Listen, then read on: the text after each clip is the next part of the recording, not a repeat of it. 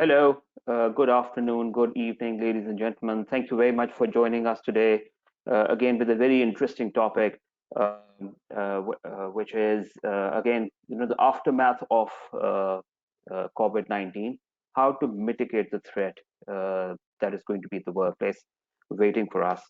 Um, as an introduction, my name is Haroon Ahmed Jan. I am the Regional Head of Member Affairs at ACCA, looking after the Middle East and South Asian region. Uh, ACCA in the past has done a number of webinars linked with COVID. So really the effort that ACCA is putting in is that our members should be prepared and should be able to anticipate any situation that comes about as a result of the corona outbreak.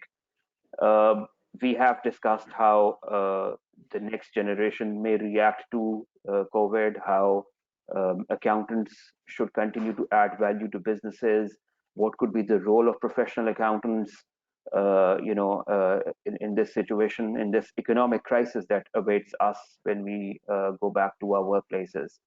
But today we are here with a very very different, unique topic, and I have heard very little about all the conversations happening around COVID. We've heard very little about this. Today we have three medical professionals. The third one is going to join us, and engineering scientist with us today, talking about how to mitigate the threats posed by corona. Um, I was reading through the profiles of one of the medical professionals, and it talked about dengue, and he has been involved in the control of dengue in Sri Lanka. And I must mention the fact here that 5 years back, when in Pakistan there was a major outbreak of dengue, and I think the number of deaths were in thousands, not hundreds. Sri Lankan government extended a lot of support to Pakistan, and the Sri Lankan medical professionals were there to train rather Pakistan's medical professionals. That was a lot of help that was extended, as a result of which today we can comfortably say that dengue is no more a concern for us.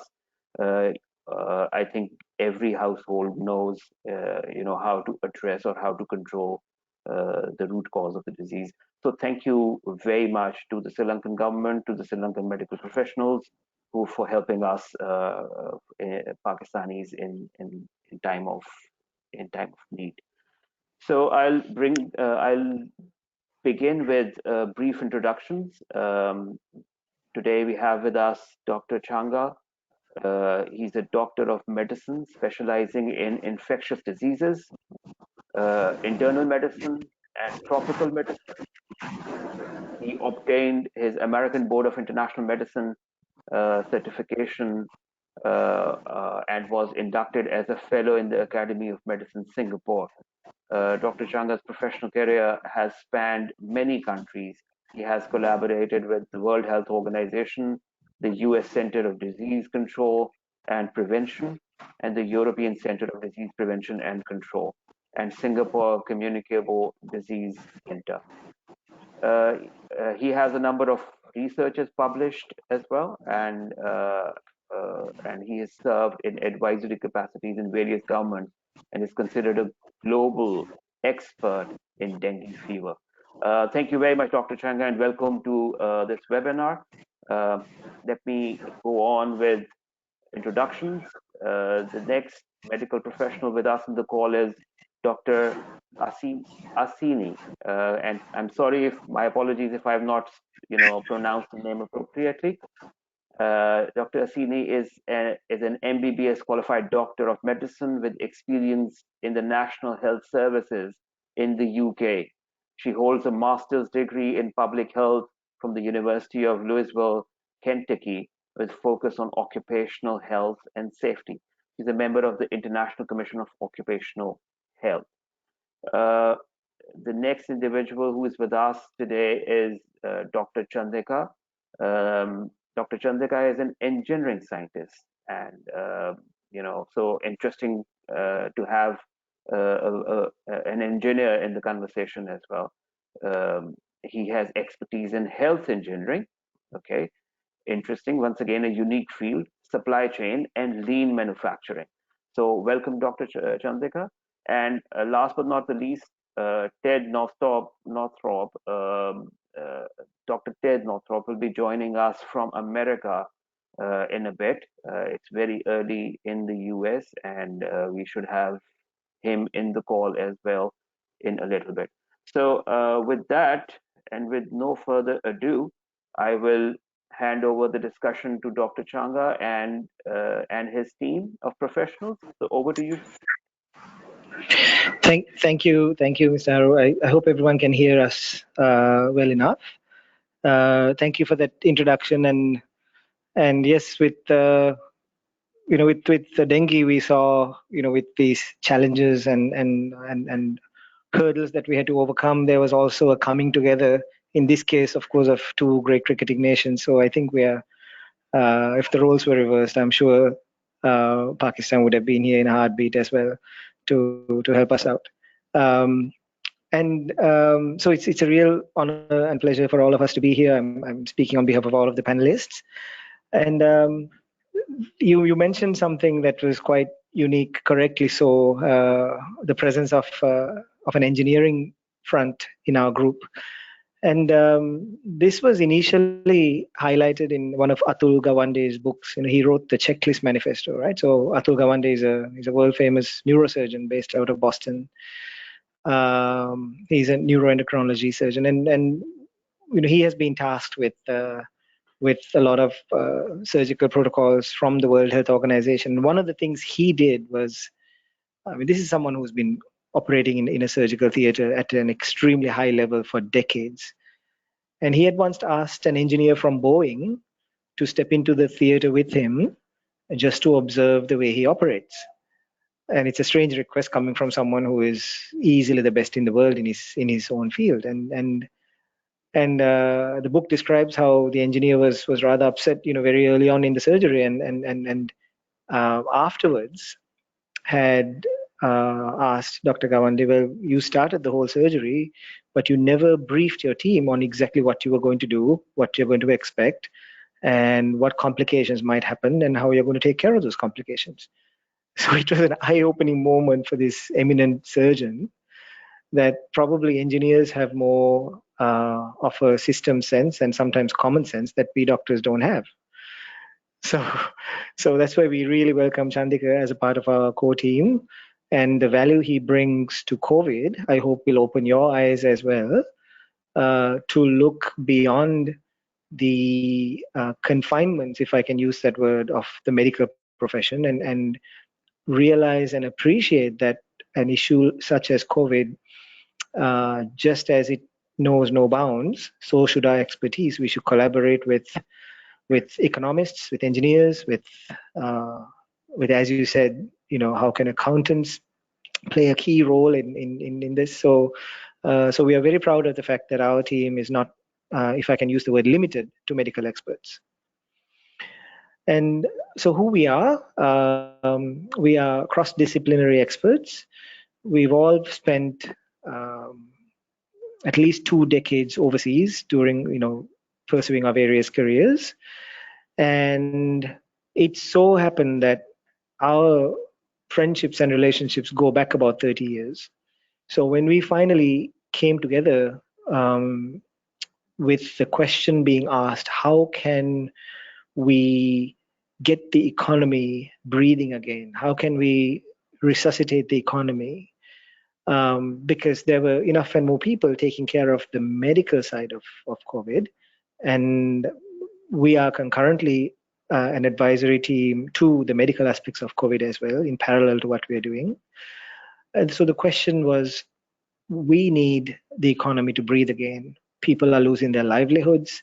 There are people who rely on their weekly wages, on their daily wages to survive, to put food on the table for their families. There are companies who are very much in need of getting back into business. Manufacturing has taken a huge hit.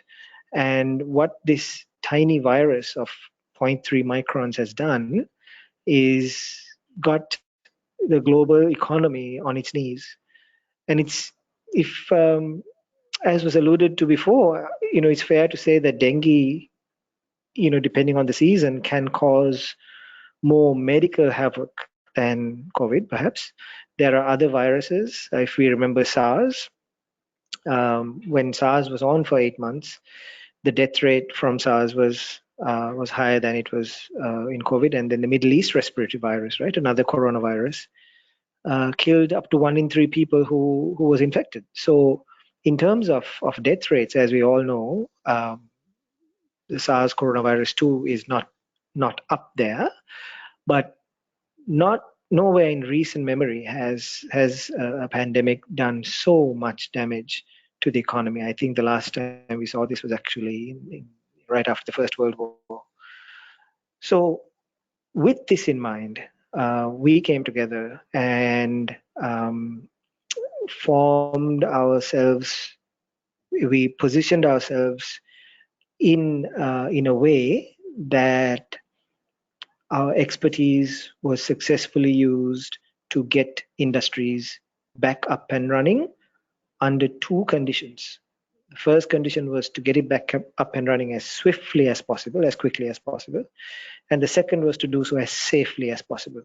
So our tasks essentially are managing these two vectors that are not aligned. They actually go in opposite ways, to do something quickly and to do something safely.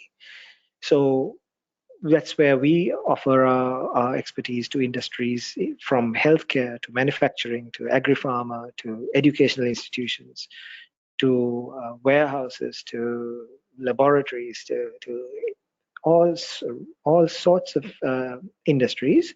We offer our expertise from the three aspects, and I'm getting to the third aspect very soon, which is extremely important. Um, so my own background is in infectious diseases, infection prevention and control. We heard about Dr. Chandika and his engineering scientific background. And the third component, which is critical to what we do, is the safety component. So that's where Dr. Aseni comes in. She's an expert in occupational health and industrial hygiene, and she's the safety guru in our group. So there may be, and there have been countless times when I would say, wow, that's a great intervention that's going to prevent the spread of infection from here to here. But then Dr. Aseni would tap me on my shoulder and remind me, well, that comes with this safety issue, so we can't really do that. So and then we have the engineering input coming in and say, well, if we do it this way, then we can bypass all of these problems. So that's just to give you a flavor for what we do. And I'm going to pose an early question to the audience, perhaps not to answer, but just to think about. And this is our engineering scientist, Dr. Chandika, asked me when we were sitting around and trying to crystallize the thoughts that we had. Dr. Chandika asked me, Changa, why do you lock your car? Why do you lock your front gate when you get home, if you do? And of course, the answer is to keep it safe. And then the question becomes to keep it safe from what? So in the case, if I go to a new neighborhood, I may lock my car when I leave, and that's to prevent theft of what's inside the car. And so when we, as an oversimplification, it may be, this forms the crux of our work. We are trying to protect from a threat. I mean, that's why we're all here. That's why you've tuned in, and that's why we are here presenting. We are here to protect from. So what do we protect? Well, first of all, I mean, the most important things to us is our families. We protect our families. We protect our homes. That's where we are. We also have to protect our businesses, our workplaces, because that's our livelihood. And businesses and workplaces have so many other people who depend on those places for their livelihood. So protecting from a threat is very important, obviously, when it comes to our families and our home, but then we also do the same for our workplace. So with that preamble, I hope it is clear about why we are here, what our expertise brings to the table, and our priority is to help businesses reopen in the context of COVID-19 as quickly as possible and as safely as possible. I'm going to stop there and ask if there are any quick questions or comments before we move on to some specific examples on how exactly we do that.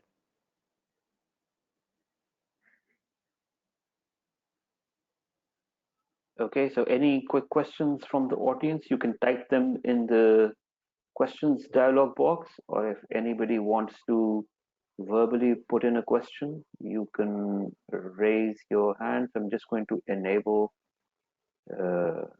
hand raising. If there's any question that you want to ask, just raise your hand, or otherwise type it in the questions box.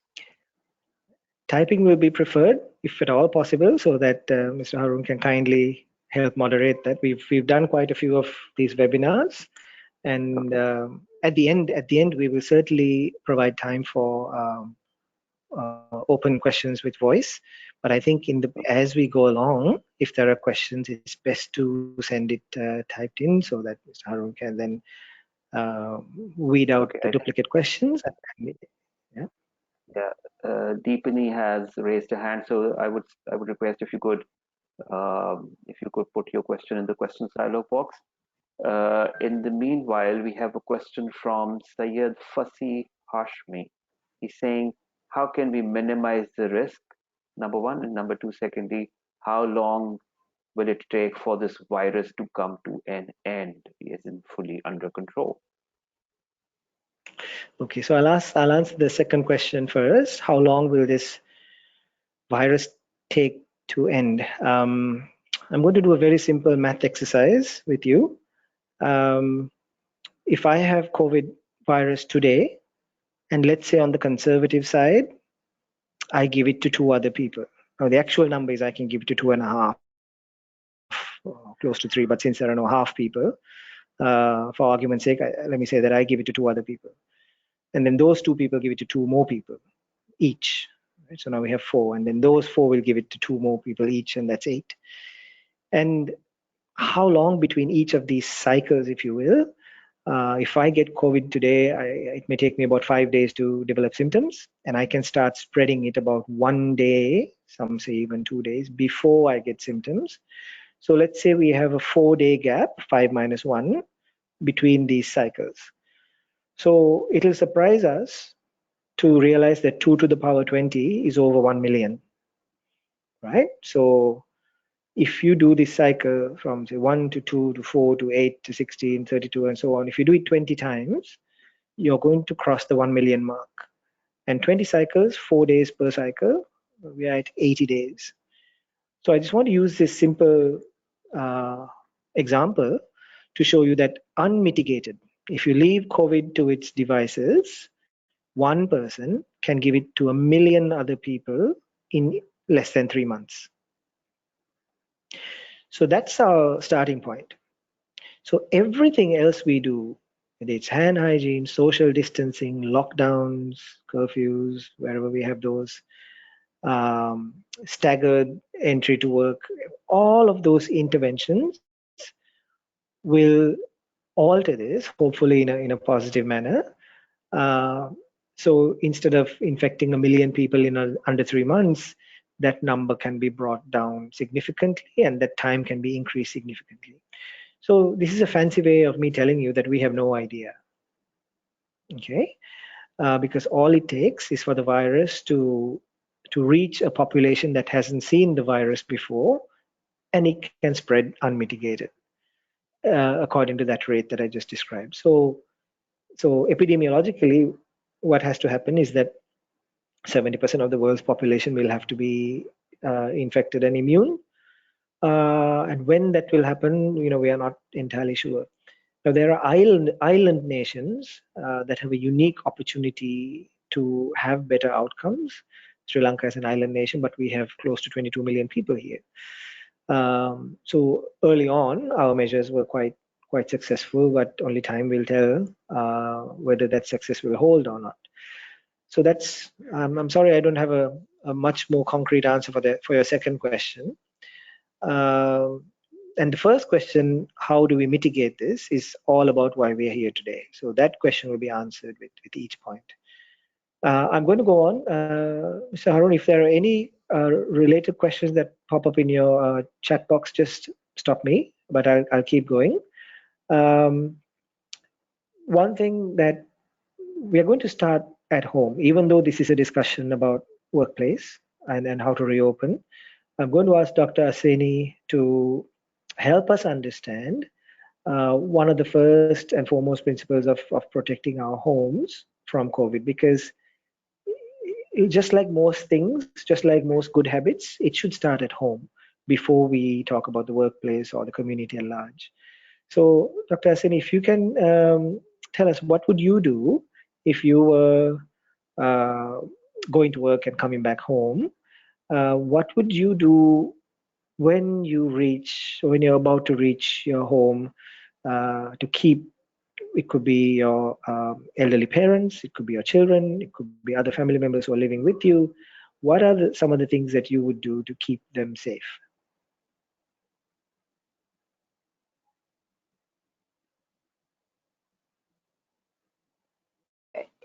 Um, it works both ways. It's keeping my colleagues safe at work as well as keeping my family safe at home. So whatever I do in the morning is to keep my work colleagues safe. Whatever I do in the afternoon is to keep my family safe, right? So thinking that, you go to work in the morning and come back in the afternoon. There might be others who are doing a different shift. But in the morning, what I would do is I would wear clean clothes, right? Clean clothes, and wear a clean mask. This is before leaving home. Wash my hands well and take a sanitizer and an extra mask with me when I go to work, right? I carry only the minimal stuff that needs to be carried, which can be easily sanitized, which is absolutely a need. So those are the things I would do. And every time we will get to that, we'll tell you how to use a mask correctly. So the mask needs to be worn properly, right? Because that is one of the main things that will protect you from. So then I go to work and then I do my normal work. So if there's any kind of contamination, I have my hand sanitizer with me. And if there's any problem with my mask, I have an alternative mask with me, right? So I know that I'm always protected.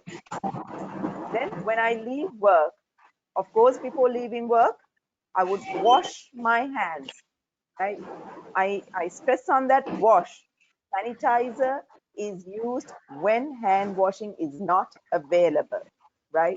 So hand washing with soap and water is the number one. So I would wash my hands before leaving work. And then when I come home, what I would do is the first thing I would ask somebody else at home, if possible, to open the door or the gate or whatever, right? Without me touching anywhere. Then I would come home. I would remove my shoes outside, leave my stuff outside, right? Because with shoes, what happens is with the sole, we don't know, people spit, in our Asian countries, a lot of people spit, and then from other sources, the virus may be on the floor that we walk on. So for those reasons, I remove my shoes so that the sole of my feet don't contaminate my house. So I remove my shoes, and then what I would do is, there are a few options after that. I would wash my hands again. Now, do you have a sink outside? Do you have soap outside? You can. I'm sure there is a garden hose. You can find some kind of source to get some running water and some simple soap. Any simple soap is sufficient. So you wash your hands properly, and then if you are wearing a disposable mask, you touch it with the cords. Changa, I guess we'll do the mask later on. So you remove the mask. We'll tell you how to remove the mask. You remove the mask and bin it. Now you assume that the mask contains virus. You don't know. So bin it so that it doesn't contaminate anywhere else. right? And then what you do is you wash your hands again, and then you go straight. You don't hug your children. You disinfect your phone, but before you disinfect your phone, after washing hands, you need to dry your hands, because wet hands and isopropyl alcohol, the concentration of the alcohol will be reduced with when water touches it. So because of that, you need to dry your hands with a clean napkin, and then you sanitize your bag. If you want to bring your bag in, you sanitize it, and then you sanitize your phone. And you don't touch anybody. You don't keep anything in the house which is not sanitized. You directly go to the shower. You remove your clothes in a separate. If you're going to work, you should have a separate clothes bin where you put all your dirty linen in, right? And then what you do is you go for a wash. If you're wearing a cloth mask, that's where it's different from a disposable mask. If you're wearing a cloth mask, I would suggest not to remove the cloth mask at the entrance. You wear it and go directly to the washroom to have a shower, and wash your mask while you're having a shower. And you can wash your clothes while you're having a shower as well, or else you can later on safely put it into a washing machine, which preferably washes with at a temperature, at least at 60 degrees centigrade, and then you put it out in the sun to dry, or machine dry it. And then after that wash, when you have donned in clean clothes, you can come and be with your family, right? So that is what is needed. So that you can practice from now itself. You all are not going to work at this moment. Please practice those at home. The good hand washing, how to put on a mask, how to remove these masks, because then it's easy. So get a bin, prepare all these things, additional things, so that you ensure your family is safe. Thank you, Dr. Aseni. That was a very, very detailed answer. Now, here's a question to our colleagues in Pakistan. What is your policy on wearing masks on a day-to-day basis? And I'm not referring to hospitals, but do people do it? Are people required to do it? Can you give us a little flavor of what's going on? Yes, if I can speak on behalf of all Pakistanis in the call, you get a ticket from the police if you're not wearing a mask. However, as time passes, one sees that people are getting fed up of wearing masks. And now, when there is a relaxation in the lockdown, I have seen a lot of people not wearing masks. I have seen people standing next to each other and talking. So I think there are, I mean, let me not say it, but Yes. generally human beings are a little careless, so they Absolutely. get complacent over time. And that is what the situation is right now. Right. Now, I think we are all... Yeah, one more thing, and I keep mentioning it. My sons, they're 18 and 20 years old, and they were traveling with a driver in the same car. So there were three people in the car, and a policeman issued them a ticket because there were three people in the car. So that's the kind of smart lockdown, as we call it, in place in Pakistan. Right. So I think it's very similar to what we're having here in Sri Lanka. Three people in a car is not considered something good. So I want to stress something at this point, to play devil's advocate. A lot of people have asked us, look, I'm young, I'm relatively healthy. So what if I get COVID? Chances are I'll be okay, because most people with COVID disease are without symptoms or with mild symptoms, and they're going to be okay. It's the elderly who predominantly get into severe disease, and worldwide we've seen that. So the question is, if it is a relatively mild virus, yes, it spreads very efficiently. We'll give it that. But if someone were to come down with it, it's the majority of the time, probably over 80% of the time, it's a mild illness. So why are we being asked to do this, to wear masks, to stay at home, and so on and so forth? So this is where I draw the line between a medical viewpoint and regulatory viewpoints, right?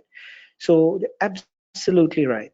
Medically, if I get the virus, it may be no big deal, honestly. Chances are 8 out of 10, 8.5 out of 10, I'm going to be fine. Chances are I may even be able to recover at home without ever going to the hospital. All of these are true. But what happens is if there is a case of COVID in our workplace, chances are that the department or perhaps the building would be quarantined. Chances are that the workplace would be shut down until all the contact tracing is done and the public health officials are satisfied that it is no longer a threat. So there's a very, very real chance that COVID in the workplace will result in drastic measures such as shutdown, loss of jobs, definitely loss of paychecks, so on and so forth. So if someone is living in isolation, in a, how shall I say, as a digital hermit, perhaps, then you're absolutely right. You don't need to be too concerned with COVID from a medical point of view. But as integral members of a connected society, of a connected culture, if we have COVID in the workplace, then there'll be shutdowns and job losses and work delays and the economic aspects implications would be great. I'm going to go to Dr. Chandika next because I know he has a lot of time pressure today. He's involved in several projects, and most of these are health engineering projects where he has designed and created some fantastic items that are very popular in our hospitals. One of them is, in the intensive care units when we have to intubate somebody. That means when we have to put a small flexible tube down someone's windpipe and connect that to a breathing machine. It's a very dangerous procedure for the doctor who is performing that procedure because the saliva can be aerosolized, which means tiny particles can float up and infect the doctor. So what Dr. Chandika has done is create a very, very clever shield where the doctor can put their hands through into this chamber and perform the procedure while being protected. So that's just one example of a product that is very, very popular in hospitals here in Sri Lanka. Chandika, welcome. If you can tell us in a similar manner, knowing what we know about the coronavirus, that touching and fingers and hands is a very, very important means of spread. When we get to our workplace, we touch everything from our phones to our keyboards. And there are some other things that we touch. Specifically, I want to talk about light switches. I want to talk about door handles, doorknobs. And I want to talk about the water dispensers where we go to get our waters. So could you give us a flavor of some engineering solutions that you would provide for a workplace that will minimize us contaminating our hands? Yeah, I hope everybody can hear me. Thank you, Changa. So this is a very interesting topic, and I come from a non-medical background. But in this crisis, me personally and some of my friends, we found out the opportunity there is that if we come together, we can contribute so much to the community. And one thing I just want to mention to everybody is that, we spend 80+% of our time inside a building, right? And I assume if you look at the finance, ACCA members is probably 90%. And please don't forget, but our buildings were never designed by architects for such a crisis. So, but we still go to the same building. So it's whose responsibility is it to actually mention about these things? And there's no authority we can go to. We can go to housing development, we can go to any kind of civil engineering, construction authority, they won't have a clue. So this is the time when we really have to react fast as engineers and support to minimize the impact and the contamination and the exposure. So like Dr. Changa said, when I come from a lean background, so when I look at something, we always look at how can we simplify it? How can we do it cheaply, at speed, etc. So for example, everybody can go and probably install a new door, right? Where we have a sensor, and the moment you go near this door, it's going to open, and we can make it really fancy. It can kind of retina scan ourselves so that it knows the individual person, or a barcode scanner. But this is not the time to spend money. We have to be really realistic. So I'm with a group of engineers in University of Eindhoven in the Netherlands, and we designed modified door handles, right? So these are kind of accessories you can easily attach to an existing door handle, and you use your elbow to open it, right? We also have solutions where you use our feet to open it, and so forth. So these are simple things we kind of put out to the market, and we communicate with the public and with the society, which shows people that we are in a protective environment, and then we look after everybody who's coming in and out of these doors into the buildings, etc. And also, being around in this group, I understand the importance of air quality, and we're now working closely with air quality integrators, suppliers, and consultants. And we are working to understand what's new in their technology domain to help to keep the air clean. And it's extremely interesting how so much of new things are happening, and we can introduce as this group, as advisors, advising to industries on why we should look at the correct filter, the correct circulation, and again, research is happening to look at new filtration methods for the air quality as well. Then also things like light switches, very simple. We cannot afford any new kind of electrical wiring to existing buildings to support this kind of behavior, because like I said, none of our buildings were designed for social distancing or for wearing masks. So we need to kind of see how we can modify existing items around us to make it very safe. So we do have some solutions for light switches, simple things like water dispensing, and also to look at how we can reduce the contact with paper, right? Because we handle paper all day, especially in Asia. There's a lot of paper all around in our offices. And we don't, and everything is approved by many levels in our organizations. So we can look at lean processes to minimize this type of approval process, to look at digital tools, look at bots to improve and make it more efficient. Because like Changa said, this crisis might go on for over a year, hopefully not, but we should be preparing ourselves.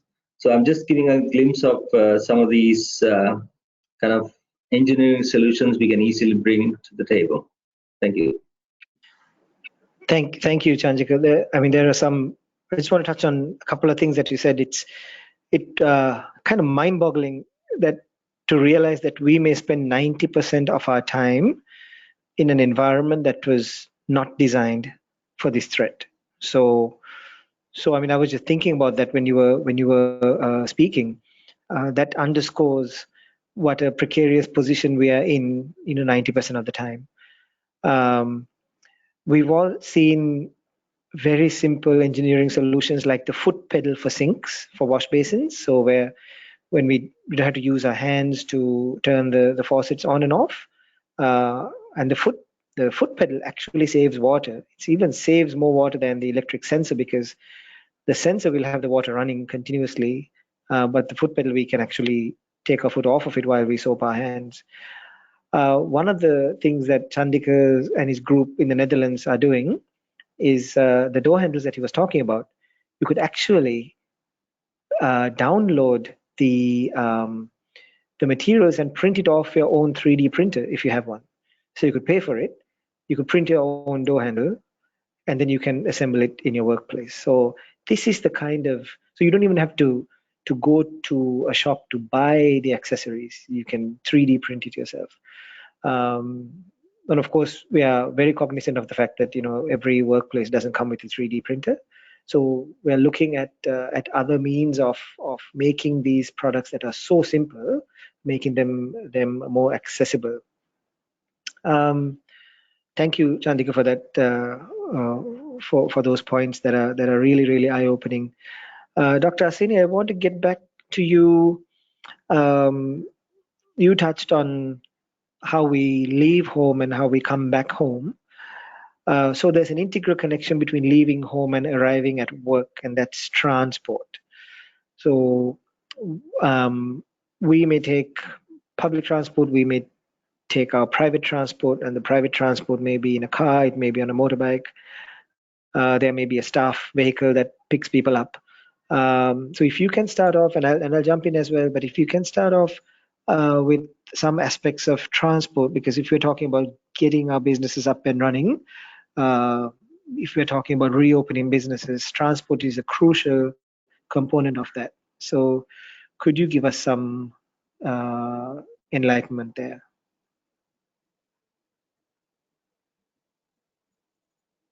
Yes, there are, like you said, Changa, there are a few types of transport. The private buses, where sometimes the companies here in Sri Lanka, the companies provide private transport to their employees. Then there are the public buses. Then there are the motorcycles, the taxis, and the private vehicles.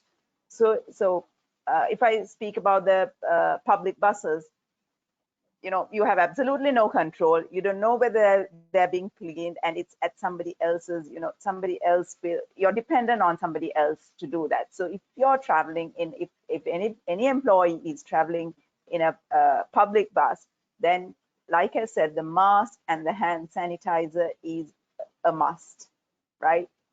And if possible, sometimes social distancing is very difficult. So you have to wear your mask well, and you have to keep your hands to yourselves, mainly, just to hold on to a railing or whatever. And I strongly suggest people not to sit down if they're using public transport, to stand up, because that way you reduce the contamination and you move away from the crowd as much as possible. So in the privately company provided buses, then there you can have the staggered seating where right around there's a 1 meter distance, and then the company can look into whether the bus is being cleaned before and after a trip with employees. The driver has to have an understanding, and nobody without a mask should be getting onto the bus. So there are things like that you have to look into. Then if there are riders, using motorcycles, then they have a few things that they have to look into, like the helmets. You can never ever share an helmet, and you cannot have a pillion rider unless it's somebody in your family or somebody who you live with, right? And then the gloves you use. Every time you remove, to ride motorcycles, you wear gloves. So every time you remove the gloves with your hands, you touch something and put your hands in without disinfecting your hands, you're contaminating your gloves, and then it becomes a cross-contamination. So these are the things you have to look into in a motorcycle. Otherwise, a motorcycle is relatively, safe. Then again, like Harun said, traveling by private cars. Pakistan has a limitation of maybe 2 people. You can't have 3 because it all comes down to social distancing. So if you're having more than 1 person, you should wear the mask again, even though you're in a private vehicle, since there are 2 people. And again, you need to have a hand sanitizer just in case. I know people must have seen videos, where the car blows up sometimes with the isopropyl alcohol. So it's in large quantities. You don't have to spray like that. You can use, sufficient to disinfect your little area. So these, and then the air conditioning, when you're traveling in any of these vehicles, the best way to travel is having the windows open And I know in some of these buses, they have these fancy curtains and all, maybe having all these curtains removed and everything, because there can be cross-contamination. The best method is open windows so that the air flows through. If you're driving alone, then you can use the air conditioning. If there are two people, more than two or more, then I would strongly suggest, even in a private vehicle, for you to put the windows down and travel. If you really must use an air conditioning, then you should not use the recirculating system. You should be using, outside air comes in and the inside air moves out. You have to have that mode. Shankar? Thank you, Asin. I'm very glad that you clarified the rationale behind using an air condition if you're alone, or perhaps if you're only traveling with household members. But if you're doing a carpool where you're picking other people up that are not part of your household, then the proper measure would be, in addition to hand hygiene and wearing masks, is to keep the windows open. Tough to do in hot Asian countries, tough to do with dust, but those are the best practices that we can adhere to. Thank you very much. I'm going to touch on something that's near and dear to my heart, which is education. I've been involved with medical education all my career, and I just want to bring to your attention the power of awareness and education. Something that our group does, Dr. Chandika, Dr. Aseni, and myself, is that we reach out to vast numbers of sales teams, factory workers, any large group that a company may have, and we educate them on the basics of the coronavirus, on the basics of hand hygiene and mask wearing and social distancing. And what we do is we demystify this for them in a very honest, open, transparent way. And one of the questions that Dr. Aseni loves to ask in these town hall type meetings is, she would ask for a show of hands, and she would ask, well, who here is afraid to come to work? I mean, that's a very jarring, question, because they're at the workplace and we are meeting them. And then a few hands would go up and they would share their concerns. Well, I'm afraid that I'll get infected. Well, how would you get infected? Well, I may touch something that's contaminated with the virus. I may come into contact with someone who's sick. And then we use that opportunity to talk about the home setting, when we said, well, yes, we do have a lockdown, but how do you get your groceries? Well, we have it delivered to the house. Well, who delivers that? Where has that bag of groceries been? The person who's driving the delivery van, the person who is physically handing you the groceries at home, is no different from someone at work. You don't know their status as far as the coronavirus is concerned. You don't know their status as far as whether they wash their hands. So we tell them that being at home automatically does not grant you immunity from the virus. No, it doesn't. Being at work automatically doesn't put you at risk for the virus. No, it doesn't. It all boils down to what we do and how we do it. Whether it's at home, whether it's outside the home, in our communities, in our workplaces. So this is the message that we try to send through education and awareness. And one of the things that we do very successfully, which I encourage all of you to do, is you have a workforce that's at home. They're on your payroll. They are part of your organization, but they're at home. Use this time wisely to educate. First, before education, just to engage them. Reach out to them, and we help our clients do this. We have IT platforms that our clients can use to achieve this. We reach out to the workers at home, the employees at home, and the first would be a message from your group CEO. Hi, how are you doing? These are tough times for everybody, but we're in this together. We don't have all the answers, but we're going to figure it out, and we're going to figure it out together. That kind of a message, which is followed by perhaps a little video that shows you how to wash your hands properly. And then if I'm at home, if I'm a factory worker wondering, when I'm going to start up, I get this message on WhatsApp. Wow, it's group CEO. I've never even seen him in person, and he's here, talking to us on WhatsApp.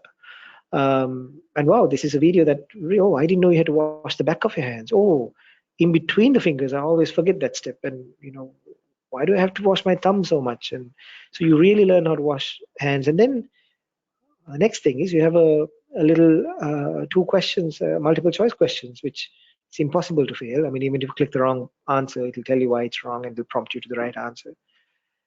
So, and then 2 days later could be a lesson number 2, which could be something, 6 days later would be lesson number 3. And this kind of engagement, this kind of education, it actually empowers the employee to say, okay, all right, this is what I have to do. Now, I don't know if Dr. Chandika is still online. If you are, Chandika, I would love for you to touch on this, where if there are modifications that are done to the workplace while the employees are at home, that may be putting in foot pedals for the sinks, that may be a different path for people to go through, that may be some queue management systems, that may be, if you're standing in line to go to the cafeteria, there are yellow dots that are 1 meter apart. Could you just touch on how we can make the people who are at home aware of these changes and the power of that tool? Chandika, if you're still here. Yeah, hi, Janga. Yes. So, I hope everybody can hear me. If we go back to the earlier statement I made that the buildings were never designed for this kind of situation. So this is a good time to actually evaluate our designs and our buildings and our, car park areas, etc. And we are working with teams who can do simulation studies, right? We can simulate. Say, for example, we start in 1st of June in 2020, and what will happen on that day? How will buses look like? Will there be a mechanism so that people are seated separately when they come to work, and when they get down, is there a screening process, a temperature control area? How long is the queue with the flow of staff? And then once you get in, what are the social distancing measures in the canteen area, the corridors, etc., where we would need to do. So these companies we work with, they will give us details about the hotspots, the high exposure areas in your building, and then we can do the necessary changes considering this information. And once we do that, we can then kind of do a walkthrough simulated video to all the staff who are at home to understand how their workplace is going to look like, right? For example, where are the hand washing areas going to be? What if there is a COVID patient? What happens, what if we identify someone coughing, and then what are the necessary emergency precautions we need to do, right? Who do we need to call, right? We can simulate all of this. How does our boardroom look like? If you are in the senior management, how does our cafeteria look like? It's not the same anymore. We are seated like 2 meters apart. We have to queue in 2 different areas. We can't hold the kind of utensils differently. So all these things we can simulate and kind of give an overview to the staff who are staying at home. So this is a technology we are working with partners on this, and we can kind of give these details and share with those who are interested. Thanks, John. Dr. Changa, if I can interrupt here, there are certain questions that I think are related to the conversation we're just having. So, for example, Dr. Asini mentioned fresh air rather than recirculated air in the car. Does that mean air conditioning is to be avoided as well? Because air conditioning normally works with recirculated air. Similarly, my understanding is that if somebody coughs or sneezes, the droplets remain suspended in the air for about 16 seconds. Does that mean that I mean, isn't there a risk if, let's suppose, you're traveling in a motor car or on a motorbike, and if somebody passing by in another motorbike in the car sneezes or coughs, don't you think there's a risk of contracting virus, therefore, or so? What I'm asking is it safe that if you're traveling by yourself in a car, you keep the windows rolled up, but if there are two people, you have to keep the windows rolled down, air conditioning on or off? So those questions coming to my mind. So if you can elaborate. Right. If we first talk about the motorcycle, the riding, this is why you need to wear the mask, because, I mean, preferably wear the mask, because you contain, if you're sneezing and coughing, you contain that sneeze, the particles to yourself. You don't spread it. So then the other person who's passing by would not get it. But you're right, the wind can take it further, because a sneeze and a cough is thought to be, even though we say we need to be keeping a social distance of 1 meter, that is wearing a mask. But if you're not wearing a mask, the virus can travel maybe up to even 6 meters, So because there are various sizes of droplets, then droplets which we don't see to our naked eye, there are those. So there's a lot of different research saying how long the droplets are going to be in the air and how effective they are going to be, the load of the virus on those. But generally, the WHO to date had said that it's it's not an airborne disease. We only have to worry about it being airborne is mainly in hospitals, like how Dr. Changa said, certain medical interventions can make it airborne. But then when I'm talking about airborne, see, it just flows through. So when we flush a toilet, if you don't close the lid, it can be airborne. So that's one of the ways that it can be airborne in a household. That's been looked at by researchers and identified as.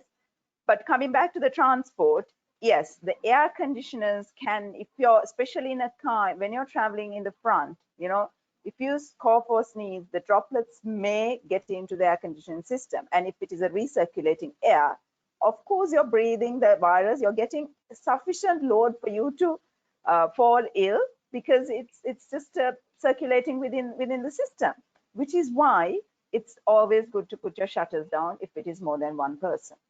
But again, if it is more than one person, it's always best practice to wear the mask as well on top of that. But air conditioning, air conditioning, if you take in external air, outdoor air, and send the indoor air out, it's a little bit more costly, but that is the second safer option per se. But the safest, the best practice will be to have it under natural ventilation. Right? That is what is best. Yeah. But the second option may be to have it, the air flow through, natural air flow through the air conditioning system, but that may be of a cost. The third option is to have particular types of filters, which will filter the virus and absorb it onto the filter material. Dr. Asini, particularly a question with respect to people residing in the Middle East, where there are central air conditioning units for the entire building, and the cool air circulates throughout the building. So if there's somebody on the ground floor who's coughing and sneezing or has contracted the virus already, that air may travel to the 10th floor and can infect people there. Does that mean people living in the Middle East should be wearing masks even at home? Is that what it means? Let me touch on that before Asini, if I can just jump right in. So we must be clear, this germ is not like tuberculosis, right? While it generates aerosols under certain conditions, it's not like the measles virus or the chickenpox virus or tuberculosis, where the predominant mode of transmission, I use the word predominant mode of transmission is aerosol. Now, if I have TB, And if I come into a room and I cough and I leave, hours later, someone can go into that room and catch TB, right? So you're absolutely right in that there can be aerosols generated even with a sneeze with COVID. Okay. However, that is not the predominant mode of transmission. The predominant mode of transmission is still droplets that travel up to 2 meters or even beyond. But most of the droplets, 95% of the droplets, will fall within the 2-meter mark, within the 2-meter radius. There have been case studies of the COVID, of the SARS coronavirus 2 spreading more than it should if it was only droplet transmission. So I want to highlight some of these, and then I'm going to hand the forum over to Dr. Hassani to give us her expertise further. One of the most well-known case studies is what happened in a restaurant in China, where I don't know if you may have seen these beautiful diagrams where there's table numbers 1 through 8. And if it's just droplet, it's only table number 1 and table number 2 that should have gotten infected. But actually from that particular restaurant, even table number 6 and 7 got infected. So what they found was that the air conditioner was actually physically blowing the air, not necessarily taking it in and aerosolizing it, but the physical droplets were blown further across the room than if the AC was not on. So the same could be achieved with a fan. If you place a fan behind the person who has COVID and they sneeze, instead of 2 meters, now the fan is going to carry it an extra 4 meters. So we must pay attention not only to whether the air is conditioned or not, but the direction of airflow. I'm going to touch on one more thing, which was briefly asked.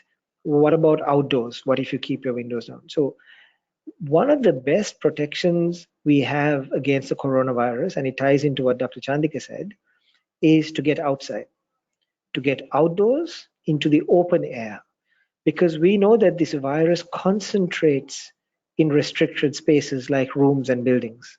Okay, but when you go out into the open, the virus dissipates, and with most infections, there is a minimum dose of the germ that is necessary to give symptoms.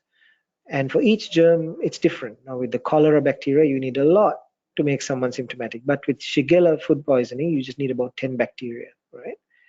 So when we are outdoors, when I go to meet people as part of our work, I prefer to have the meetings outdoors. Both of our countries, are blessed with reasonably good weather that most of the meetings we can have outdoors. So outdoors cross ventilation is something that is very useful, and our group is actually doing structures for hospitals to expand their capacity, and we are promoting outdoor screening centers. So instead of getting patients to go into the hospital to be tested for COVID or to be checked or examined for their fever and cough, we are going to move that entire process outdoors. We're going to have shelters, not shelters, but structures immediately outside the emergency rooms where the nurses could screen people and actually take care of them, triage them, manage them in the outdoor setting. So 2 messages: the outdoors are your friend. The virus will dissipate in cross ventilation in open air. And the other is, when we think of transmission, there's a lot of unknowns with the coronavirus. It's a novel virus. We are learning new things every day. There was some simulations on transmission done in a lab where particles were suspended for 3 hours. They actually stopped the testing at 3 hours, and even at the end of the test, the particles were still suspended in an aerosol. But that was a lab setting. If it was primarily an aerosol transmission like the measles virus, we should see a lot more people getting infected, if you can believe that. But there's still a lot of unknowns, and certainly there is an aerosol component to this virus. How great it is something to be, something that we would have to find out. Dr. Hassani, over to you to talk about this further. Changa, you have covered most of it. It's just to touch on the Middle East. In Middle East, you can't go outdoors during the day because it's too hot and the air conditioning system. So in these majority of these large air conditioning systems have a special filtering system, because it's not only for coronavirus.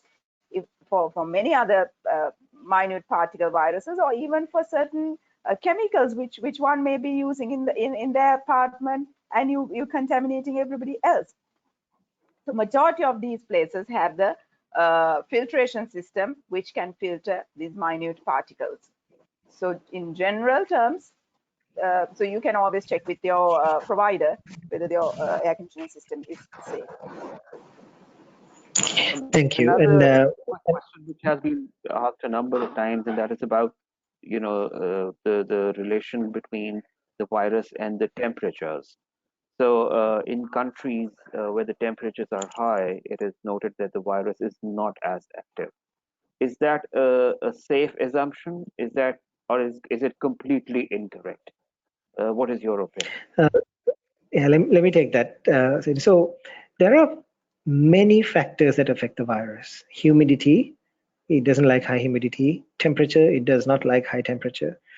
But what we cannot do is we cannot take these in isolation and say, well, the temperature here is high, so we can, stop doing the other things and the virus will automatically, slow down. Well, that's not the case. I mean, Singapore is a pretty hot country. Most people spend time indoors in air condition. So it's great that the country is hot, but that's not where the people are. Now, take Sri Lanka, for example. It's a hot country. But I guarantee you, if we stop the measures that we are doing now, that little math example that I talked about, where 1 becomes 2 becomes 4 becomes 8, in 80 days, 1 million people will get infected, you may see something like that if we just stop doing all the control measures. Having said that, different human beings react differently to the virus, and that's based on our immune system that we are not even close to figuring out yet.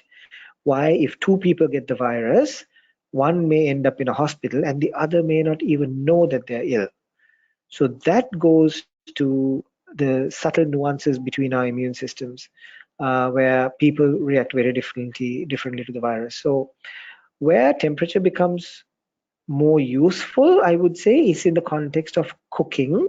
If you bring something to a boil for 1 minute, you can rest assured that the virus is dead.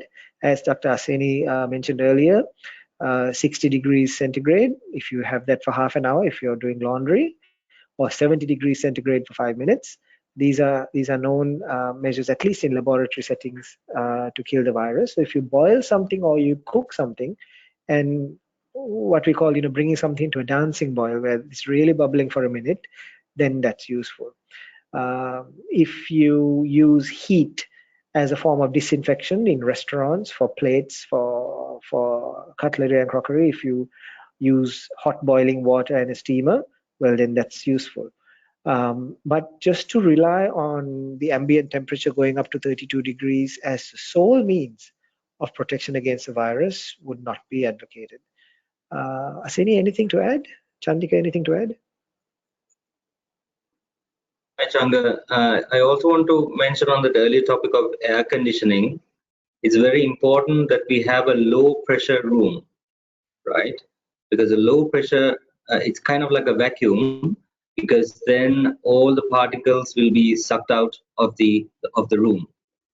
It's just like in our car, we have 2 buttons, the fresh air button and the recirculation button. We should go on the fresh air mode. So all air conditions in big buildings or rooms should go on the fresh air mode, which is the low pressure mode. And please get certified, knowledgeable contractors to come and upgrade your cooling system. Thank you. Thank you. Asini, anything to add?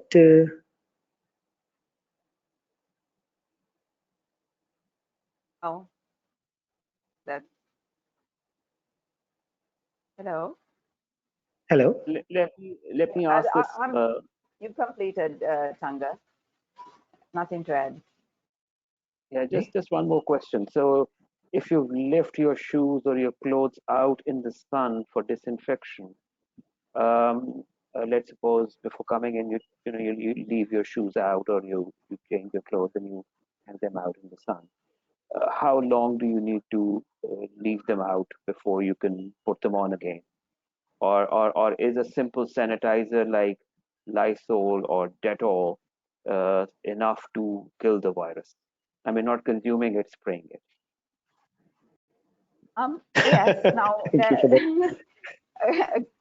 again, in laboratory settings, people have done research and said, cardboard, the virus stays on for 24 hours. On paper, maybe 3 to 6 hours.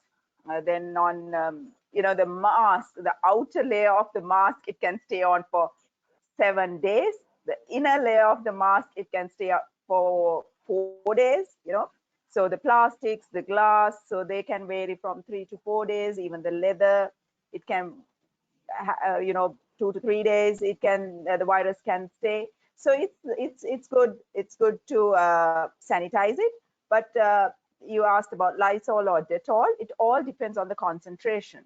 The Environmental Protection Agency in the US have given guidelines on what chemicals that are good to use for coronavirus.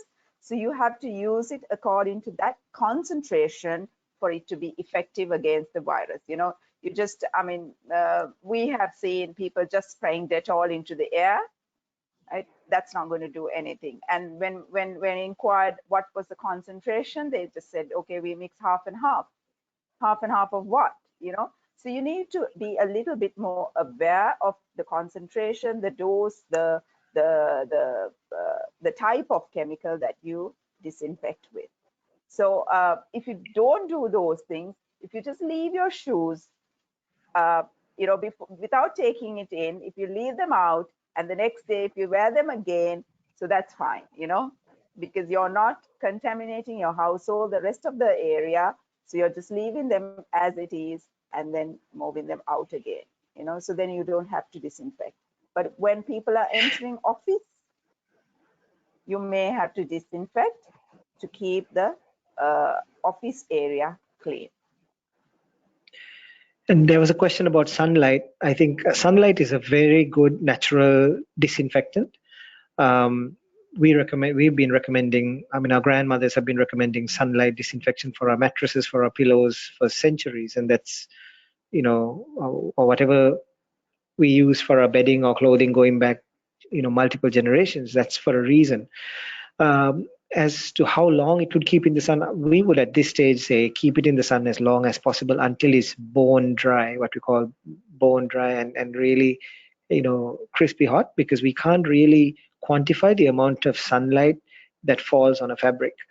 But sunlight is excellent if you keep it out in the sun the whole day, or for a whole afternoon. That's going to do a long way, not just for the coronavirus, but for fungus, for the bacteria, and so on and so forth. This is, is there anything else, Aseni, before we move on from the temperature issue to some other questions to get through? Okay. No, I'm going to quickly, thank you. I'm going to quickly touch on one other thing, cash, currency notes. So that's something that people ask, what about currency notes? Currency notes have been germ carriers, for as long as currency notes have been around. And it was actually Dr. Aseni who told me a few days ago, the difference between a currency note and a regular piece of paper. Because we know on paper that the virus lasts for 3 hours, perhaps 6 hours. But on a currency note, it can last up to 3 days. And that's because of the waterproofing that a currency note is embedded with. So that surface is more conducive to the virus remaining viable for up to 3 days. So we, if we go down the inputs, okay, the inputs that we use to control any threat. Now, this is not just for coronavirus. It can be a fire hazard. It can be an environmental hazard. So we start off with, ideally, we want to eliminate the threat. Right? If we can't eliminate, we have to substitute one for another. And if we can't do that, then we have to bring in what we call engineering inputs. Okay.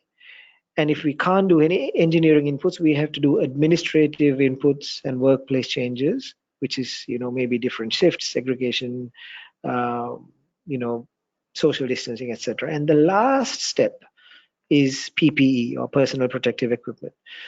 So there's a reason, and this I want to, in case we don't get to touch on this, it's very important why PPE is the last on that list, is because PPE is actually the least effective and the least reliable means of protecting oneself from a threat, including coronavirus. Well, most people think that I have my gloves on, I am fine. That couldn't be further from the truth. Gloves are a form of PPE.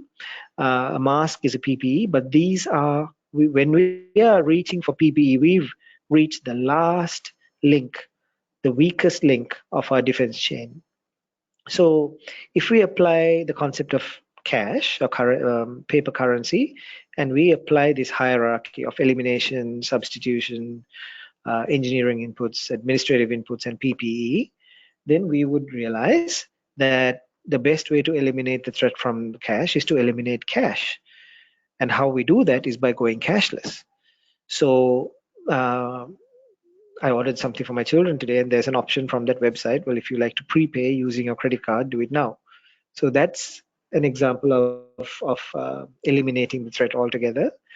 Um, One thing that we recommend people to do, especially the sales teams that deal with cash, and they may not be able to go cashless all the time. Another form is the paywave, right? You have a credit card, you don't even actually physically have to slide or swipe the card. You can just get it in proximity to the sensor, and it's, Visa has the paywave, so that that's another way of remaining contactless. But one practical solution we provide to sales teams, especially, is to collect cash in a plastic bag, if you will, seal the bag carefully, and then keep the bag and the plastic bag isolated somewhere for about 5 days. And then the virus would have naturally died within that contained area, and then you can reach in and take the cash. So there are creative ways where we can avoid transmission using these surfaces, but the glove is the least reliable. So I would much rather someone go cashless and contactless rather than handle cash using PPE, which is a glove. So these are some of the examples where we can get the different hierarchy of inputs, but always remembering that that PPE is the last step. Dr. Asini, I want you to, if you can, tell us a little bit about gloves and what goes through someone's mind when we are wearing a glove, and what should we be aware of if we do choose to wear gloves as a part of PPE. Yes, like Dr. Changa said, why PPE is the personal protective equipment are the last resort is because it depends on the individual who use it. We have seen, all of us, no matter where we are, some people wear the mask just over the mouth, below the nose. Some, even doctors, sometimes when they speak, they pull the mask down, cover their throat, and then speak, So so it all depends on the person who uses it. So same with the gloves, and it gives a false sense of security. Now, when you're wearing a high-tech N95 mask, you think you're untouchable, right? But if you're not using it correctly, you are. Because sometimes people, when they wear a mask, they don't practice the social distancing, they don't take any extra precautions, they don't wash their hands, so you lose track of these other more beneficial mechanisms. So because of those things, now if I talk about the gloves, why do you wear the gloves? Why can't you use your hands? See, first you have to think why you're going to wear the gloves. Okay, so some people, especially in the finance sector, they will say, I handle so much of cash, and cash, it takes 3 days for the virus to go away, and I can't sanitize the cash, so I need to wear gloves. Fine. Do you know why you wear the gloves in that scenario? Why you don't wear why you don't directly touch from the hand, skin? That is because with gloves, you can sanitize as much as you want. The frequency, you can sanitize every few seconds, and it will not cause any skin damage. So gloves is not just an alternative to hands, thinking that it takes away the sanitization. No, it doesn't. You have to treat the gloves similar to you would treat the hands. So each time you touch cash, you need to sanitize your whole glove, front, behind, between, everywhere, the thumbs, everywhere you need to sanitize. So you have to treat it like your own hands with your own skin, right? So because why you use gloves is because some people may not be able to sanitize so frequently due to the damage that it may do on the skin. That is the only reason you will be wearing gloves, because gloves don't protect you. And removing of gloves, if you don't remove the gloves correctly, it can cross-contaminate and gives you another false sense of security. So when you're wearing gloves, please know and understand why you wear gloves. It's not as a safety mechanism where your hands are not getting dirty. It's not for that reason, because you have to sanitize frequently to protect your skin. You would be using gloves. Thank you, Dr. Asini. That's a excellent explanation. A reminder that we should not, substitute hand hygiene just because we wear a glove. We should do glove hygiene, which is the same as hand hygiene. So now we walked through, just to paint a little roadmap as to where we are at this point in the discussion. We've talked about leaving home. We've talked about coming back home. We've talked about getting to work. We've also touched on things like masks, gloves, and hand hygiene. Make sure you watch those WHO videos on hand hygiene. They're really good. So it covered transport, covered handling cash, talked about air conditioning, talked about some education awareness. Dr. Asini, there's one more thing that we do when we get to work. And most of us work in buildings that have perhaps 10 or 12 levels. Can't remember the last time I climbed 12 flights of stairs. So can you walk us through when we do have to access the lift or the elevator, what should we look out for, and how, can you advise us on, using stairs would be ideal, but beyond about the 4th level, I don't think is realistic to expect people to access a staircase. So if you can just tell us about COVID safety in lifts. Okay. Part of the access to staircase is Changa, because you reduce the traffic. Because during work time, everybody wants to get on the lift, and we all know the lifts can get pretty crowded. So, and then now you can't have that. You have to limit the number of people who get into the lift, because we have to maintain that social distancing, and also we have to be very careful when you use those control panels.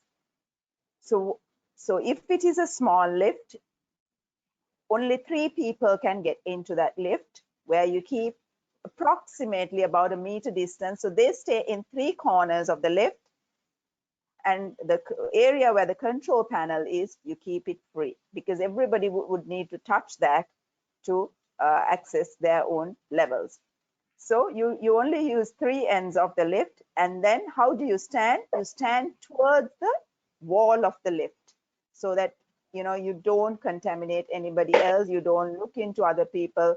You don't, because sometimes the way the other person wears the mask may not be the right way. So as much as you can, you would avoid direct exposure, face-to-face exposure with another person. If it is a larger lift, you can act accordingly, but always face towards the wall of the lift.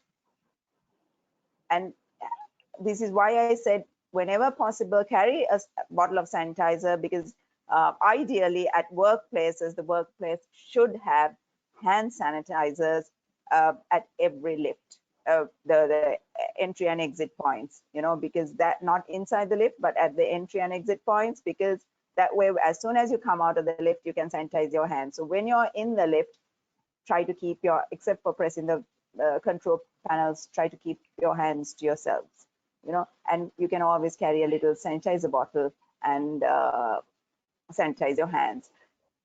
Changa, let me just touch on the sanitizer just a little bit.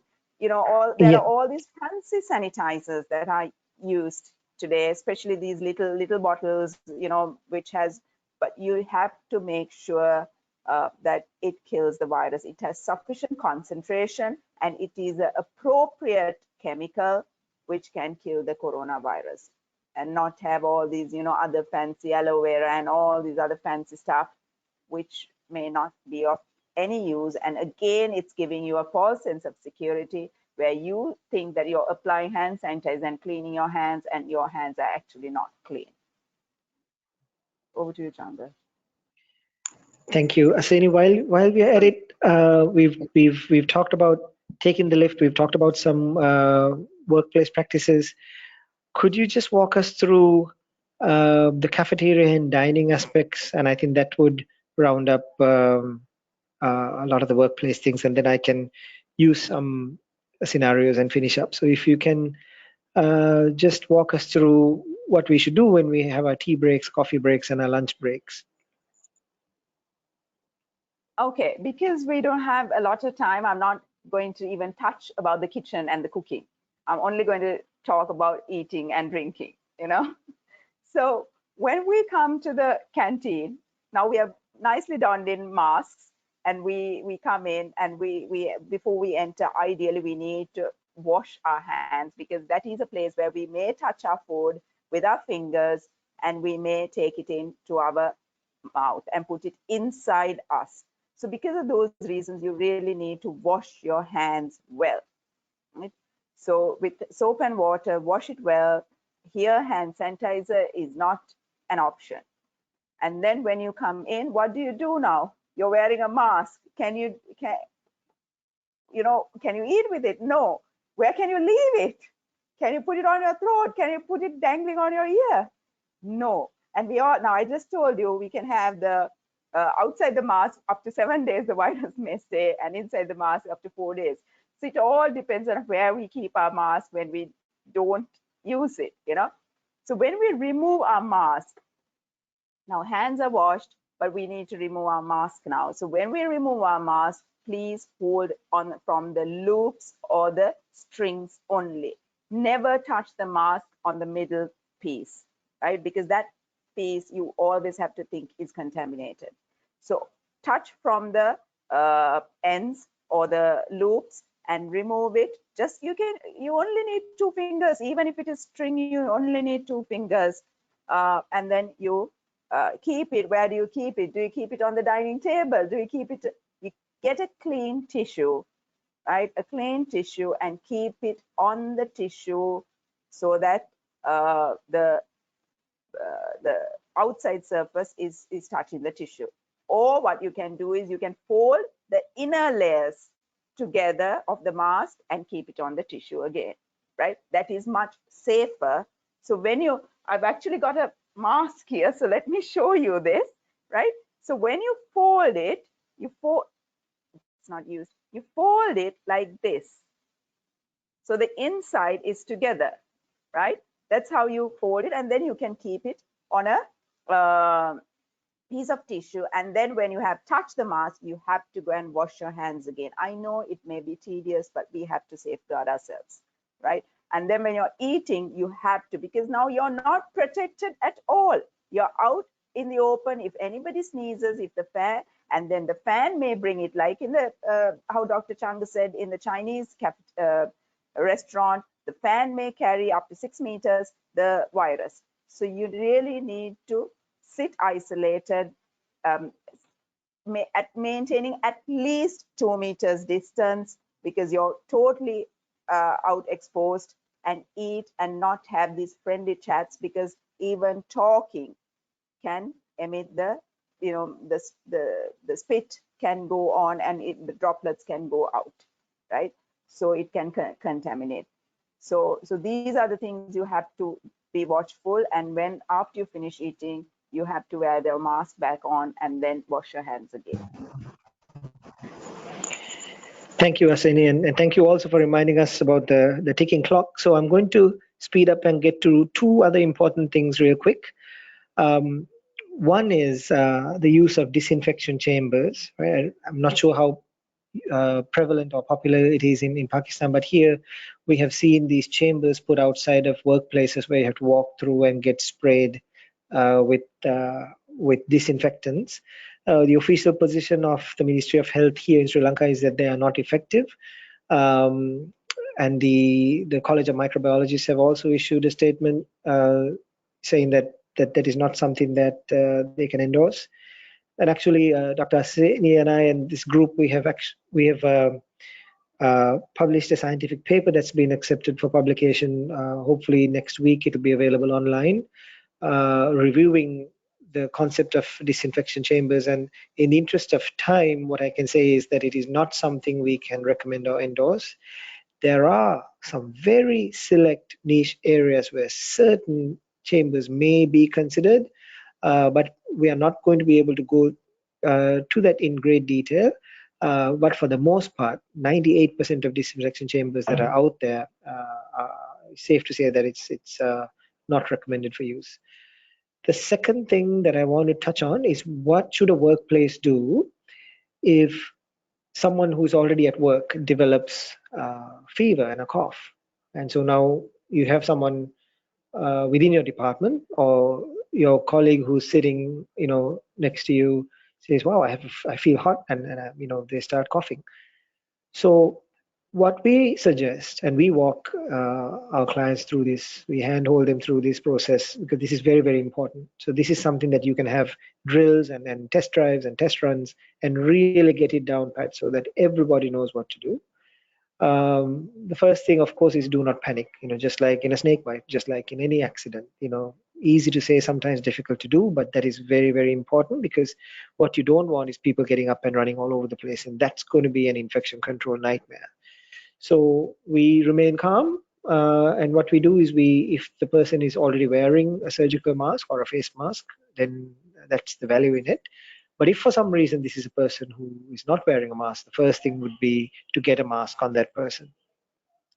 Second thing to do is to find a holding area, preferably outside the building. So it could be a room or a chamber or a sheltered area where you're sheltered from the sun and heat and rain, where the employee who is unwell can be gently accompanied outside. There could be a chair there.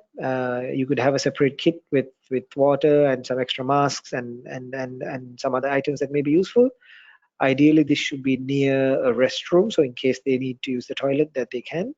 And that is where the evaluation can be done. You can go into the story a little bit deeper. Do they live in an area that has reported COVID outbreaks? What are the symptoms? Do they really have a fever? You can check a temperature. You can ask if they have a cough, shortness of breath, sore throat, body aches, and so on. So the evaluations can be done outdoors. And that's something that I want to leave you with, because being in a confined space is what you don't want to be doing. And this is the same concept that we're doing to expand our capacity thresholds of our hospitals, is to build these outdoor structures. And with that, with 20 minutes to 5 over here, I'm going to check with Mr. Harun if there are any other questions that have come in. Yes, people are actively putting up questions. And there is a question regarding chloroquine, the use of chloroquine, is that effective or not? There is a question from Bangladesh regarding the change in lifestyle post-COVID, hotel, tourism industry. So I think it's a given that these industries are going to get affected. There's a question regarding use of public transport, and Dr. Asini has described that in quite some detail. The thing is that if somebody uses it, they can transmit virus into a workplace, and therefore sanitation or sanitizing clothes before getting into a workplace is very important. So I think there are, that generally covers up most of the questions that have been asked. And I deliberately left out a few because they've already been answered. So there's one particular thought regarding the use of cash, and thank you, Dr. Changa. You give a very very useful tip about when you go shopping, you take change back, you put it in a plastic envelope, you leave it one side. My experience is that whenever I go shopping and I would say to the shopkeeper, please give me clean notes. So first of all, you give me a very dirty look, and you say, why are you asking for clean notes? What's wrong with the ones that I'm giving you? And when I insist, of course, they'll have to dig deeper and take out some clean notes and give it back.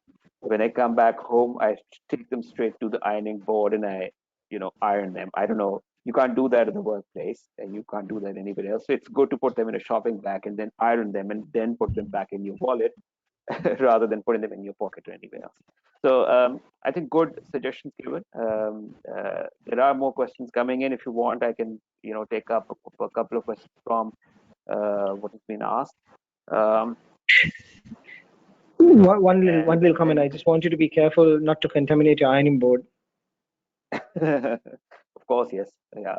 But does the temperature take care of the infection of the ironing board as well? Well, I mean, yeah, I think if you in that example, not that I'm encouraging people to iron the cash, but you'd have to find a way of disinfecting the ironing board. So, a couple of things is that the virus being invisible. I don't know how effectively you can categorize something as a clean note or a dirty note, because even in shiny stainless steel, you could have the virus. It doesn't need to be to look a certain way. So we have to be. This is a challenge. This is it's not as simple as locking your car. When Dr. Chandika asked me, "Look, why do you lock your car?" So this is something that we have to think through multiple steps sometimes, and it's not easy. True. And Changa, can I add just sorry? Can I add just that infection in the world is increasing.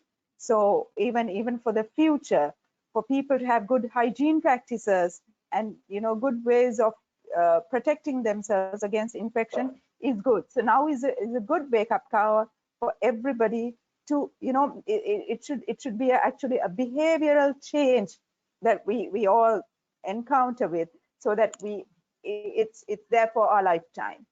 So in case of any other virus comes along, and which will happen because we are living in highly densely populated society where the movement is very frequent, and we are all linked with each other.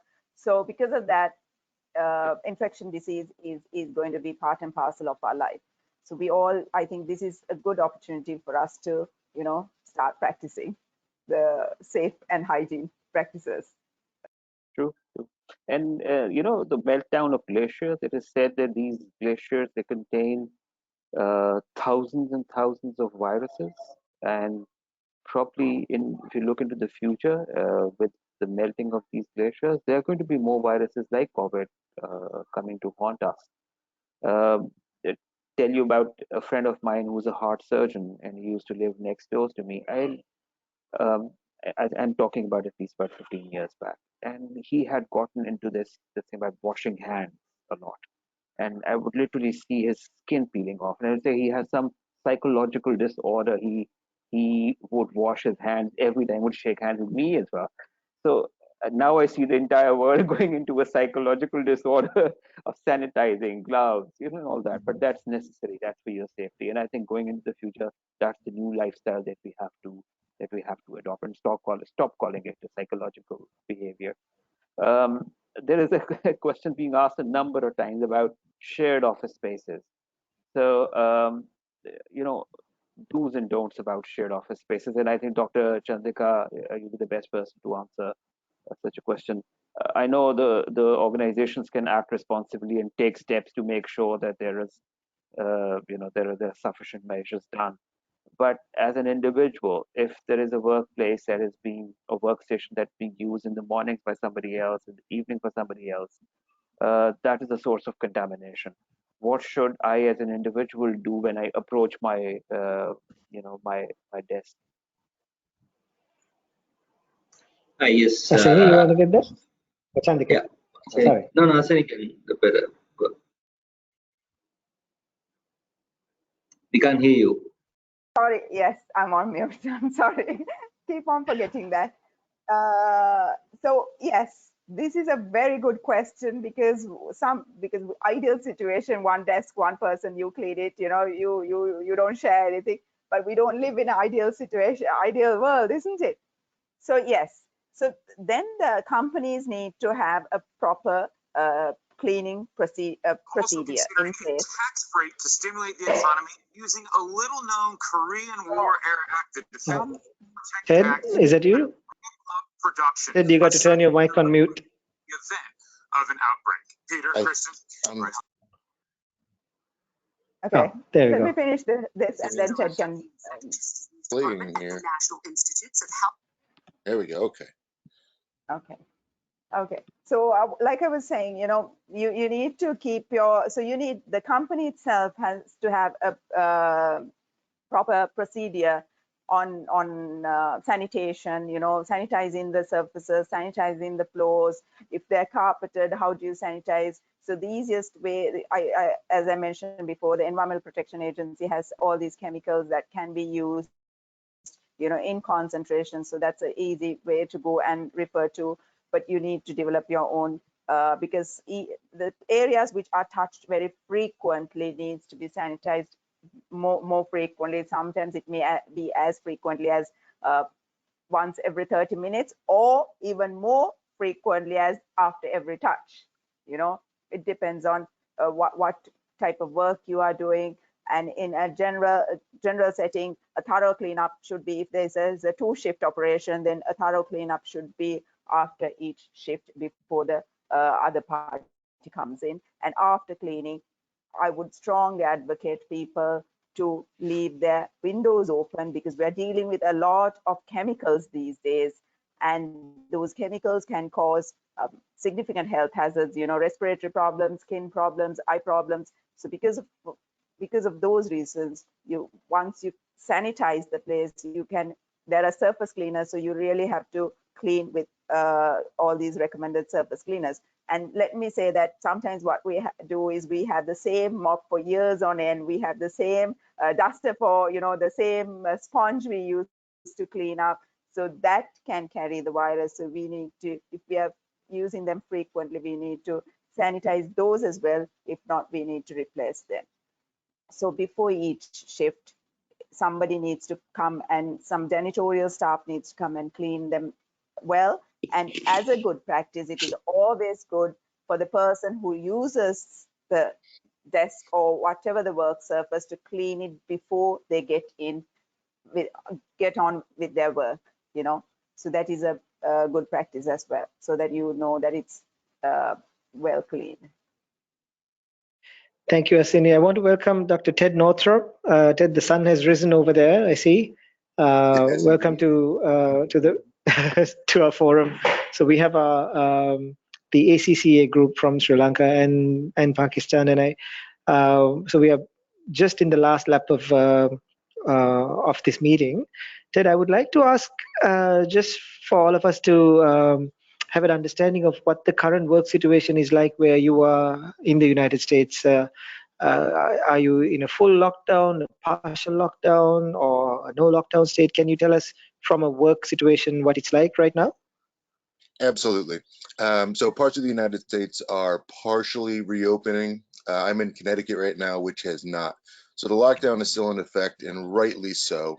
We haven't even truly plateaued yet as far as number of infections.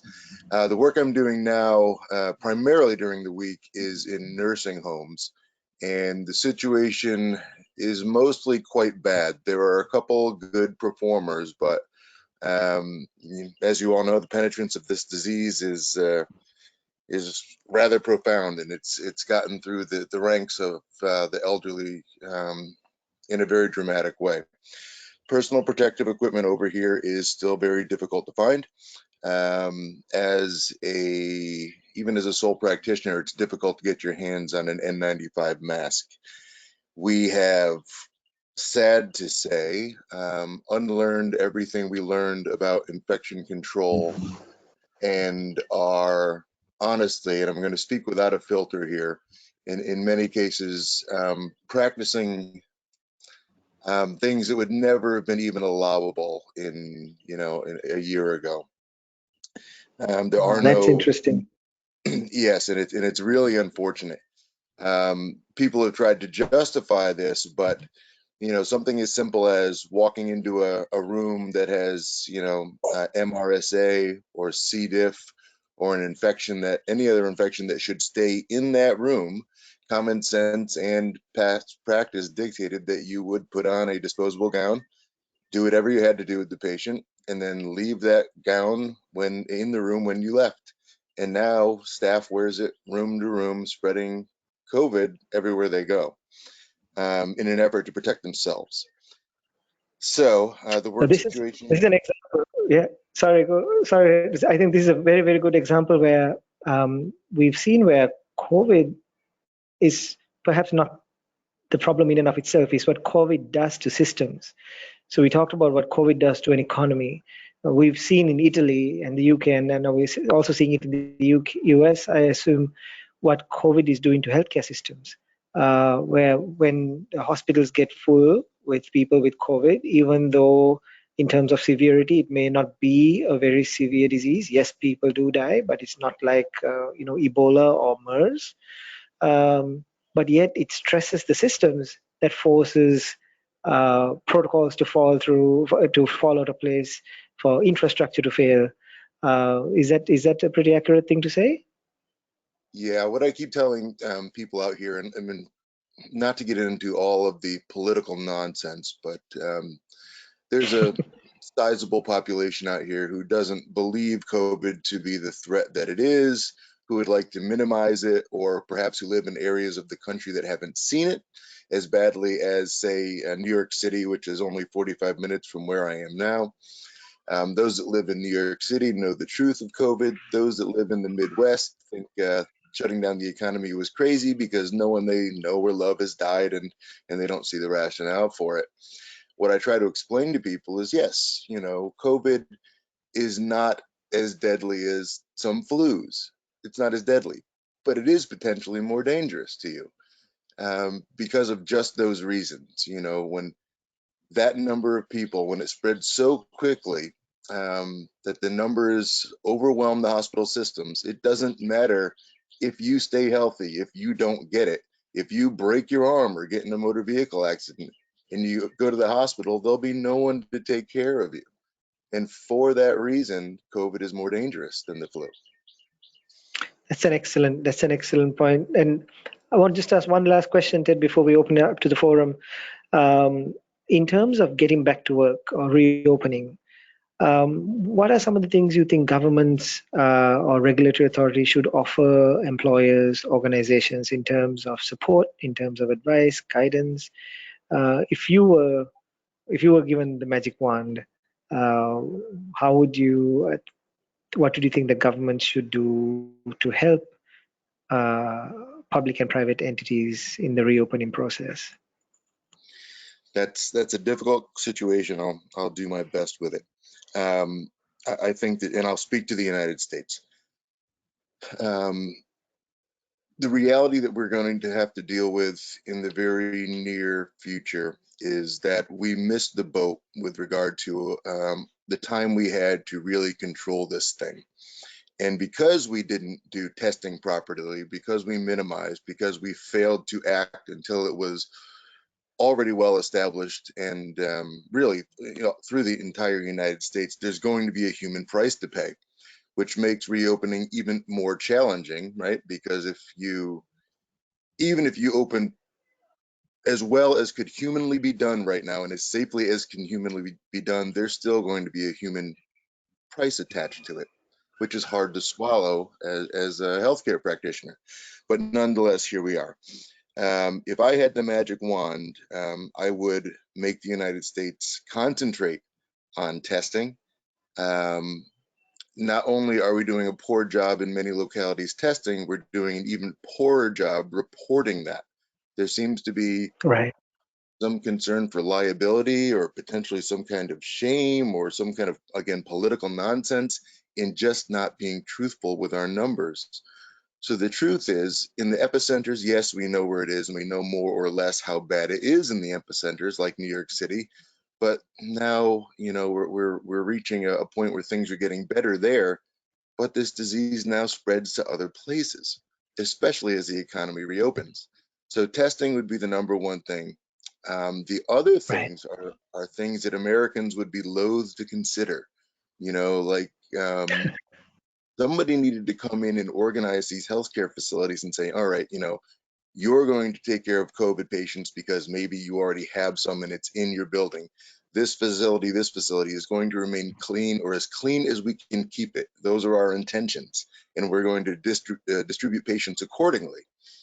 Now, Americans won't swallow the government telling them something like that too easily. We needed to do a lot of things. We needed to keep, as we've mentioned, as you've mentioned, keeping our houses clean. We have no clean houses in epicenters right now. Everything's infected. Right. Even the U.S. Comfort, the hospital ship that came into New York City, inside of a week, it was infected. So we've done a terrible job that way. And most of it comes, again, to testing and tracing. We're just not doing it well. Ted, thank you for that very transparent, open response. Mr. Harun, anything that comes in terms of questions for, now we have all 4 panelists here. Any questions that you want to direct at any one of us? No questions from the participants here, but Dr. Ted mentioned shame, disclosing that you've contracted. I want to share one incident which took place in Pakistan yesterday, where a medical professional, a doctor, just because he did not want to disclose it to the authorities that he has contracted, and he did not accept medical help when it was offered to him, he died. And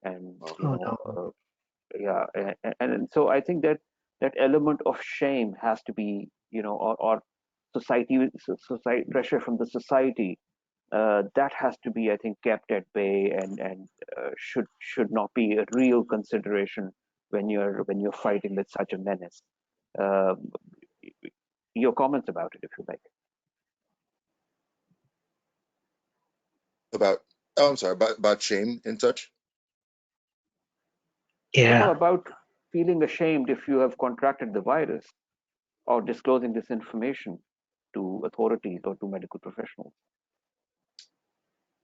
Yes, it's a funny thing out here. There's a large segment of society that's doing it because, including medical facilities, because they're afraid that there's going to be some legal liability attached to it. And having these conversations with them and saying, this is crazy. It's not your fault that, a pandemic affects you. What is your fault is how you respond to it. And if you elect to try to hide all of these things, it's going to be very difficult for you to hide the number of bodies that comes out of your facility. You need to be open and honest. And again, there is no shame attached to this. There are those that politically don't want to admit that this is a real entity, or perhaps was not, or perhaps is more severe than they believed, because now they see that it's real. They see that it can affect the loved ones and easily kill them. And now there's some shame attached to the fact that they, perhaps behaved poorly with regards to trying to contain this disease, and maybe could have kept it out of their house. There are examples in Sri Lanka too. Sorry to jump in. So there are some people that I work with where one of the workers, he's a food handler, and he told me, "Sir, well, I can't go back home. You have a fancy pass in your car. Could you, take me to my neighborhood?" And I said, "Why?" And so when I eventually went there, I took this worker with me to drop him off wherever he was. And I saw that there was a big sign that says, this was a very socioeconomically challenged neighborhood, very poor infrastructure, very poor neighborhood. And there was a makeshift kind of a barrier where you couldn't get through. And there was a big sign that says, those who choose to leave our neighborhood to work or to do whatever will not be permitted back in. Wow. So, and of course, I was able to talk to people there and say, look, this is not cool. You should work in a safe way so that you'll be able to put food on the table for your children. And then so we had that, perhaps a dangerous conversation, but it took place nonetheless. And then it was well received. But this is the kind of challenge that people have, and I've hear similar stories from all parts of the world where there's a stigma or a shame attached to it, where it really shouldn't be. And I think that you rightly pointed out, it's not what happens to us that we should be ashamed of. It's how we respond to it. If we respond to it in a responsible manner, then we've done our part. Absolutely. One of the other problems we've had out here is economic realities. I mean, they face everyone everywhere. So you have a number of people who may know, and I've run into two at a particular nursing home. They know they're infected, but they haven't the economic wherewithal, the financial wherewithal to not be employed. And again, the government's done a poor job of supporting people through this time frame. The economic stimulus was about $1,200, which Django would know in this area of the country would maybe cover your rent for a month. It certainly won't get you through two. And so many people living paycheck to paycheck feel that, the only way they're going to be able to go on is if they continue to work. Ted, we lost you again. Oh, uh-oh, you lost me? No, we can hear. You're back on. Yeah. Okay. So yeah, you have people also going to work in a very unsafe way or knowingly infected because they have no other way to feed their families. So again, that comes down to the government and infrastructure and things we've done poorly. And even now, our own Congress is debating the merits of giving essentially those socioeconomically challenged people maybe too much money, the $600 a week for unemployment, maybe keeping them at home. Well, instead of getting them back into the workforce, and we're just not facing the realities of this disease yet. Wow, thank you for that, Ted. Very, very open, unfiltered comments, which we appreciate. Sure. Any other questions, or Dr. Aseni, Dr. Chandika, anything that you want to add in closing, or if there are any other questions? If not, I can leave you with some summary comments. Is that okay? Yes, go Yeah, ahead. it's fine, Django. Yeah.